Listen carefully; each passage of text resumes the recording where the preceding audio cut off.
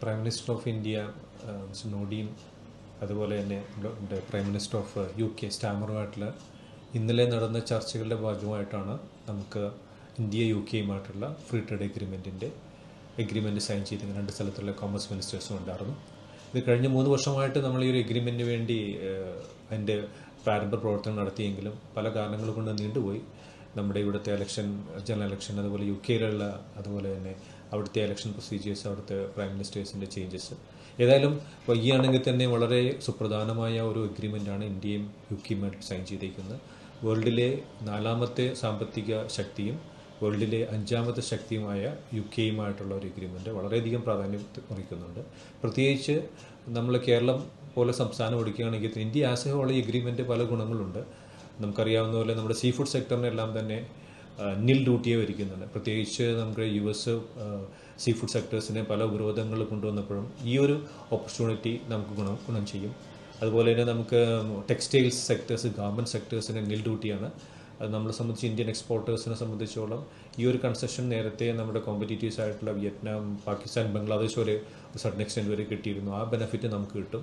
പിന്നെ അത് നമ്മൾ എടുക്കുകയാണെങ്കിൽ തന്നെയാണെങ്കിൽ നമ്മൾ പ്രത്യേകിച്ച് സീ ഫുഡ് കൂടാതെ പ്രോസസ് ഫുഡ് സെക്ടേഴ്സിന് തന്നെ ഓൾമോസ്റ്റ് നിൽ ഡ്യൂട്ടിയിലേക്ക് കൊണ്ടുവരുന്നുണ്ട്. അപ്പോൾ അഗ്രികൾച്ചർ സെക്ടേഴ്സിന് വളരെയധികം ഒരു ബൂസ്റ്റാണ്. നമുക്കത് വളരെയധികം ഗുണം ചെയ്യുന്ന കാര്യങ്ങൾ. പ്രത്യേകിച്ച് കേരളം പോലെ സംസ്ഥാനത്തിന് നമുക്കധികം അഗ്രികൾച്ചർ പ്രോഡക്ട്സ് വളരെയധികം എക്സ്പോർട്ട് ചെയ്യാനുള്ള സാധ്യത കൂടുതൽ കാണുന്നുണ്ട്. കൂടാതെ തന്നെ നമുക്ക് നോക്കിയാൽ ഇലക്ട്രോണിക് സെക്ടേഴ്സ്, ഫാർമ സെക്ടേഴ്സ്, ഈ ഒരു സെക്ടേഴ്സിനൊക്കെ തന്നെ വളരെയധികം ഗുണം ചെയ്യും. UKയെ സംബന്ധിച്ച് നോക്കുമ്പോഴത്തേക്കും അവിടെ നിന്നുള്ള ലിക്വേഴ്സ്, എസ്പെഷ്യലി സ്കോച്ച് വിസ്കി അതുപോലെ സംഭവങ്ങളെല്ലാം കുറച്ചും കൂടി ഡ്യൂട്ടി റേറ്റ് കുറച്ചു. അതുപോലെ തന്നെ ലക്ഷറി ആയിട്ടുള്ള ഓട്ടോമൊബൈൽ വെഹിക്കിൾസ് ഇതെല്ലാം തന്നെ നമുക്ക് ഡ്യൂട്ടി ഒരു എലമെൻറ്റിൽ കുറച്ച് കൊണ്ടുവരാൻ സാധിക്കുന്നുണ്ട്.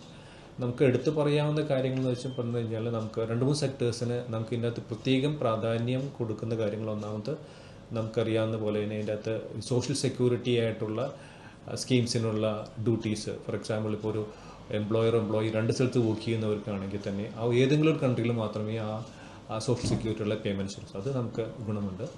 പിന്നെ നമുക്ക് ചെയ്യാവുന്ന കാര്യങ്ങൾ ചെയ്യുകയാണെങ്കിൽ എഡ്യൂക്കേഷൻ സെക്ടേഴ്സ് വളരെയധികം ഓപ്പൺ ആക്കുന്നുണ്ട്.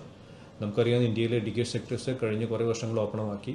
കേരളം റീസെൻ്റായിട്ട് എഡ്യൂക്കേഷൻ പോളിസി ചേഞ്ച് വന്നിട്ടുണ്ട്. പക്ഷേ അത് ഇനിയും മുന്നോട്ട് കൊണ്ടുവരാൻ ഇനിയും കുറച്ചും കൂടി ചേഞ്ചസ് അതിന് സാധ്യതയുണ്ട്. എന്ന് വെച്ചാൽ പ്രത്യേകിച്ച് ഡീംഡ് യൂണിവേഴ്സിറ്റി പോലെ സംഭവങ്ങൾ ഇതും കേരളത്തിൽ പ്രാവർത്തികമായിട്ടില്ല.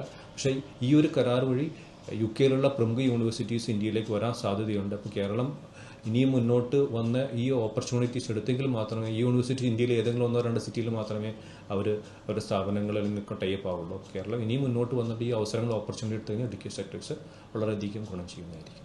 വാല്യൂ ആഡഡ് പ്രൊഡക്ട്സിനാണ് ഏറ്റവും കൂടുതൽ നമുക്ക് സാധ്യത ഇതിൻ്റെ അകത്ത് കാണുന്നതെന്ന് വെച്ച് കഴിഞ്ഞാൽ റോ സീ ഫുഡ് കൊണ്ട് നമുക്ക് കാര്യമായിട്ടുള്ള വാല്യൂ ഇതിൻ്റെ അകത്ത് നമുക്ക് ഇൻക്രീസ് വരാൻ സാധ്യതയില്ല. പക്ഷേ വാല്യൂ ആഡഡ് പ്രൊഡക്ട്സ് നമ്മൾ സീ ഫുഡ് സെക്ടേഴ്സ് പ്രത്യേകിച്ച് ഈ ഒരു സാധ്യത മനസ്സിലാക്കിക്കൊണ്ട് നമ്മൾ കൊണ്ടുവരണമെങ്കിൽ തന്നെ വളരെയധികം ഗുണം ചെയ്യുന്നുണ്ട്.